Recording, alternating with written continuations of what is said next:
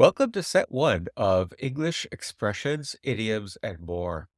In this set, we're going to cover the following: three hots and a cup, above and below par, accidents will happen, above board, and last, absence makes the heart grow fonder, along with familiarity breeds contempt. I hope you enjoy this.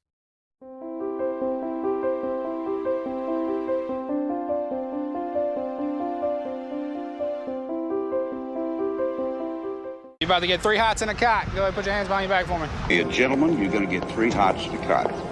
Three hots in the cot, you know what I'm saying? Three hots and a cot is a slang phrase in American English that sums up the basic necessities provided in prison.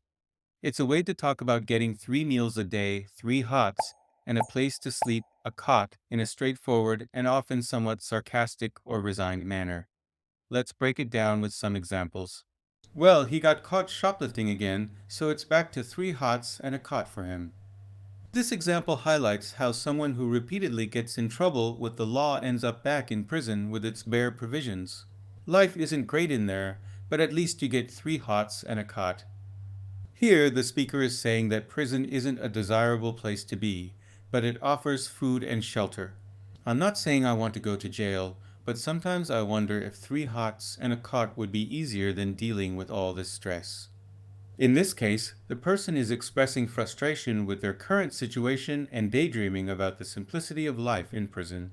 The phrase began in the informal language of prisoners and those familiar with the prison system.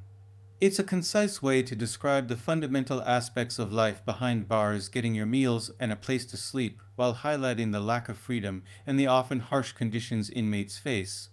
The phrase has likely been around for decades and has been used in movies, TV shows, and everyday conversation to convey the idea of the basic but limited existence in prison.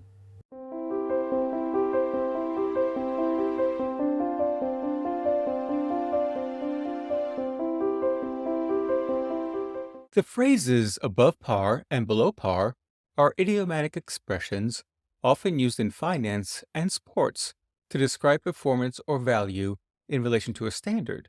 Here are examples for both. Above par means something is performing or valued better than the standard level. In financial context, it often refers to a security investment or asset that has a higher value than its initial investment. In golf, if a player scores below the standard or expected number of strokes for a hole around, it is considered above par. For example, if a golfer completes a par 3 hole in just 2 strokes, they have 1 stroke above par. If an employee's performance is consistently better than the company's standards or expectations, it can be described as above par. Below par means that something is performing at a worse value than the standard or expected level. In financial context, it often refers to an investment that has a lower value than the initial investment. In golf, if a player scores higher than the standard or expected number of strokes for a hole around, it is considered below par. For example, if a golfer completes a par 5 hole in 7 strokes, they are 2 strokes below par. In a work context, if an employee's performance consistently falls short of the company's standards or expectations, it can be described as below par. In summary, above par and below par are idiomatic expressions used to describe performance values or scores in relation to the standard. Above par indicates something is better than the standard, while below par indicates that something is worse than the standard. These phrases are commonly used in various fields to assess and compare performance or value.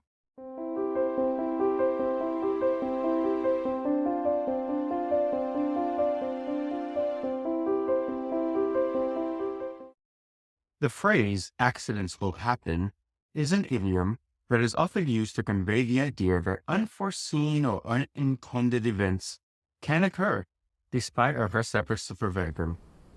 It acknowledges that accidents, mistakes, or mishaps are a part of life that cannot always be avoided. This phrase is simply used to offer understanding or reassurance when something goes wrong, or to emphasize that no one is perfect and errors can happen to anyone. We can also imply that it's important to be prepared for unexpected events. Here are a few examples of how this phrase might be used. Apology for a mistake. I'm really sorry I spilled coffee on your laptop. Accidents will happen and I'll pay for the repairs. Safety precautions. Even though we take all necessary safety measures, accidents will happen in the construction industry, so it's crucial to be vigilant. Parenting. Kids are curious and sometimes break things accidentally. Accidents will happen. It's all part of growing up. In each of these examples, the phrase accidents will happen is used to acknowledge that unexpected or unintentional events are a natural part of life, and it's important to respond with understanding, empathy, or a readiness to address the situation.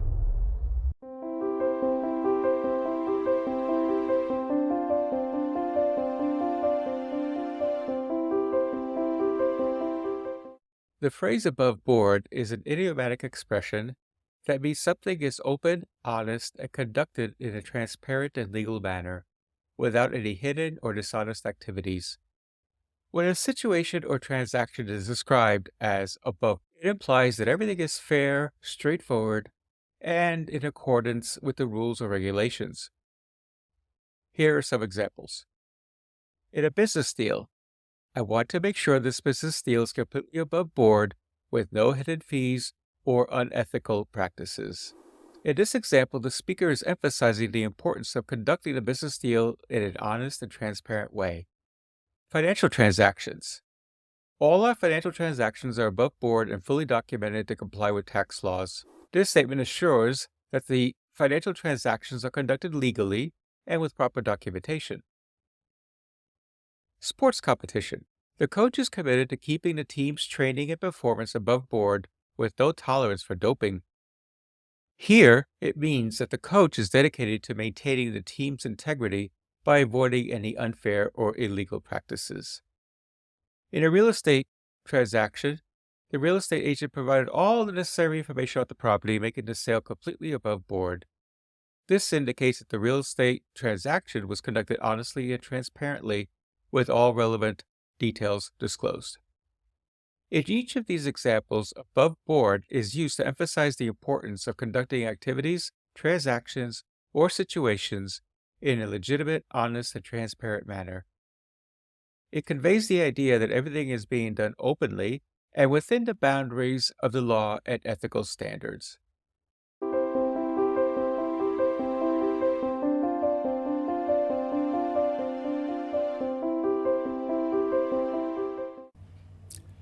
The phrase, absence makes the heart grow fonder, is an old proverb that suggests that being separated from someone or something that you love can intensify your feelings of affection and longing for them. In other words, when you are away from someone you care about, you may come to appreciate and love them even more. This saying is often used to describe the emotions that people experience when they are in a long-distance relationship, when loved ones are far away due to work or travel, or when friends or family members are temporarily separated. Here are a few examples of how the phrase can be used. In long-distance relationships, while Sarah and Mark are in a long-distance relationship, they find that absence makes the heart grow fonder, and their love for each other deepens with each passing day apart. Friends reunited. After not seeing each other for years, the reunion of old friends was filled with tears of joy. They realized that absence had truly made their hearts grow fonder. Military deployments. During his overseas deployment, John missed his family immensely, and he realized that absence truly made his heart grow fonder for his wife and children back home. This phrase highlights the idea that sometimes distance and separation can strengthen emotional bonds by reminding individuals of the significance of their relationships or connections. The expression familiarity breeds contempt is a proverb that conveys the idea that the more familiar or close you become with someone or something, the more likely you are to notice flaws, faults, or imperfections, which can lead to a decrease in your admiration or respect for that thing or person. In other words, when you become very acquainted with someone or something, you may start to take them for granted or become more critical of their shortcomings, leading to a decline in your regard or appreciation for them. Let's look at some examples. Personal relationships. It was such a perfect couple in the beginning, but after living together for a few years, they started bickering and arguing. It's a classic case of familiarity breeds contempt. Product quality. I used to love that brand of smartphone, but after using them for a while and encountering some issues, I realized that familiarity can indeed breed contempt. Celebrity image. Many celebrities find that the more famous they become, the more criticism they receive. Familiarity often breeds contempt in the eyes of the public. This phrase serves as a reminder that maintaining a sense of appreciation, respect, and objectivity is important, especially in long-term relationships or situations where you become very familiar with something or someone. It encourages individuals to be aware of the potential for complacency or negativity that can arise from excessive familiarity.